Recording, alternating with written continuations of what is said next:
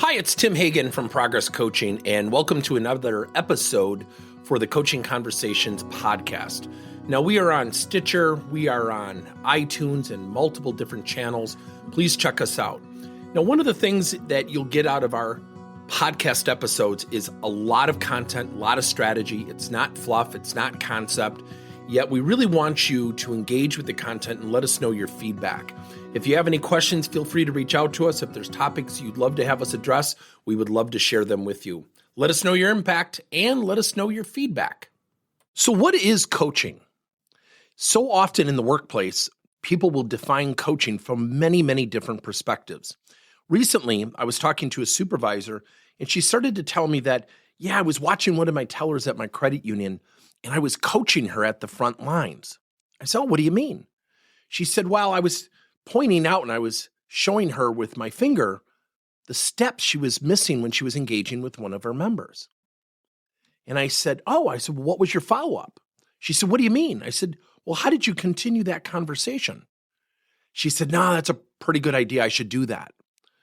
So let me cynically share with you what is being seen in the workplace. And it's even getting more confusing. And I think there's a value of going back and defining what is coaching. Coaching isn't in the moment. In that situation, that supervisor was really providing corrective action and feedback. And there's nothing wrong with that. But if somebody was missing steps of a procedure, is that a one-time event? Are they never going to miss those steps? Or let's say that the teller wasn't showing good open body language and a smile and eye contact. Is one conversation truly going to be suffice? So what is coaching? Coaching is a structured ongoing partnership where a leader helps an employee think, learn, and grow rather than telling them what to do. It's about asking thoughtful questions, listening more than speaking, helping people discover their own solutions, and developing skills and knowledge and confidence, and certainly self-awareness over time.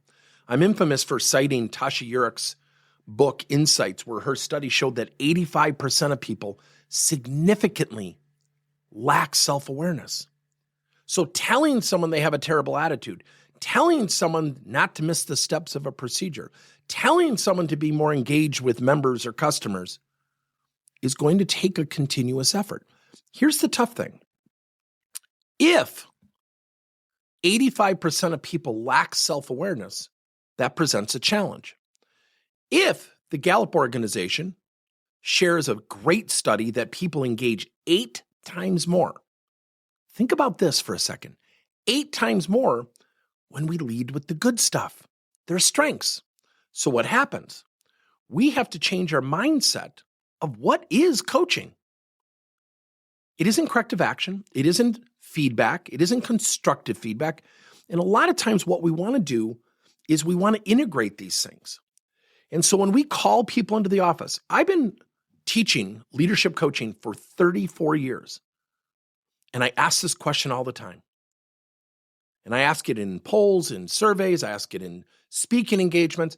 If a boss calls you into the office and said, I need to see you in my office right away, what's the employee's first response? Everybody write that down.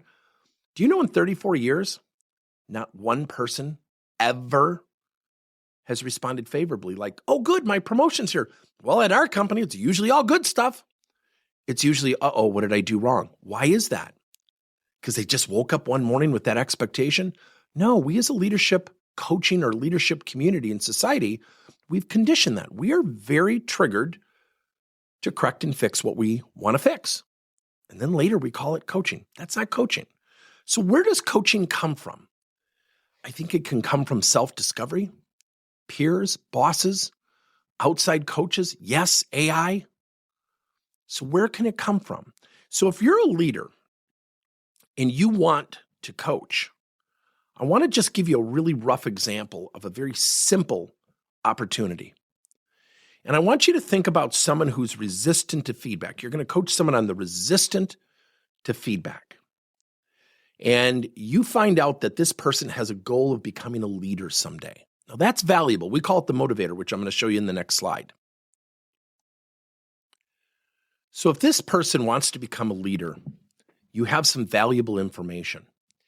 And when you think about peers, you might say to a few peers, John wants to become a future leader. I know he can be a little bit challenging at times. I want you to praise him every time you see him as much as you can, what he's doing well, you, the boss. You might call John into the office and focus on the good things that John's doing. Now, one might be thinking, but wait a minute, you're not addressing the resistance to feedback. I'm going to get there. Now, the self-discovery might be, you might get this person a book on the accepting feedback. And you might also get this person a book on becoming a first-time leader. Now, you might even go so far as to say, John, I believe in you so much, I'm going to hire you an outside coach. I want to work with you on your engagement, your work with your teammates, your acceptance of others, your collaboration with others, as I think this will position you really well for today and tomorrow becoming a first-time leader. Yet I want the outside coach to work with you on emotional intelligence and becoming the best leader you can. And then I might give you an AI tool. Now, something we do here at Progress Coaching is we have our own coaching framework. If you don't have a framework, I would encourage you to get one. So let's go back to John. Let's talk about John. So what is coaching? It's about self-discovery. It's using questions. So we teach 3 types of coaching. Now, the reason I teach this right now in this module isn't to sell you, but to give you a reference point. Conversations can feel like they're all over the board. How often do we have conversations with people or employees, and you say at the end of the conversation, how did we get here? Where did I go wrong in this conversation? It's a lot like a speech, yet the coaching stage is just smaller. It's just you and that employee. So I might say to John, John, every week, I want you to come in with 2 examples of where you really invested in your teammates well. And I want you to share with me how that will help you with your goal of becoming a first-time leader. So what I've actually just done is I've used the learning project, which is the bookend of our direct coaching. That starts and ends the conversation. The questions I'll get to in a second, the activities I'll get to in a second, but the learning project is tied to the area that John needs to improve. Greater acceptance of feedback from bosses and peers. Now, the motivator, as John has shared, because you've dug in, you found out, John, where do you want to go? What's your next step? Well, I want to become a first-time leader. And when you find out the motivator, you find out the magic sauce. You find out exactly the whiff, what's in it for them, the emotional attachment to what most people typically avoid, and that's change. Now, the supplemental coaching, I could get him a peer, I could get him a mentor, I could get him a book on becoming a first-time leader, I could hire an outside coach. Supplemental coaching are prescriptive coaching strategies that accelerate coaching and leverage time but reinforce the direct coaching. Here's the best part. Let's go back to number 1, the direct coaching. The learning project is tied to the area the person is being coached. It doesn't always have to be a weakness. And the learning project starts and ends the conversation. That's it. So I'm going to say, John, last week I asked you to come in with 2 examples of where you really invested proactively with your teammates positively. Questions. What happened? What'd you do? What are you learning? How's this going to help you become a first-time leader? Activity. It sounds like you had a tough conversation with Lisa, though. Let's practice that conversation. Learning project. John, come in with 2 more examples next week. That conversation, when practiced, when nurtured, when committed to, is no more than 8 to 9 minutes a week or every other week. The motivator is typically a 1 or 2 time conversation to dig in and find this person, and we teach some career coaching models. The supplemental coaching takes none of the leader's in-person time. But remember, you have choices. So when we look at where coaching can come from, you have choices. You can plug it into a framework. So coaching, when we think about that question, what is it? Again, it's about someone going through self-discovery. They have to self-discover, which prompts us as coaches to do what? Look in the mirror and say, what do I need to change? I need to ask more questions. I need to do more listening than speaking. I need to not always give the answer. And I've got to be very purposeful in what I'm coaching to. Now, if I'm coaching John on being proactive and then next week taking initiative and then next week taking feedback better and then being more proactive with his email communication, there will be no traction. That's why you want to focus on an area over a period of time to go through the 3 levels of change: effort, progress, and results. So ask yourself, what is coaching?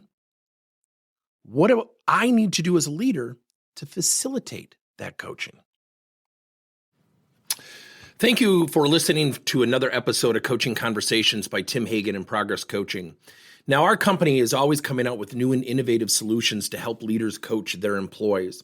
And recently, we just created a new service called Coach to You, where leaders can pick and choose topics and assign 7 to 21-day programs for employees to learn and, more importantly, apply actions and then reflect and share what they're going to do going forward as a result of the learning.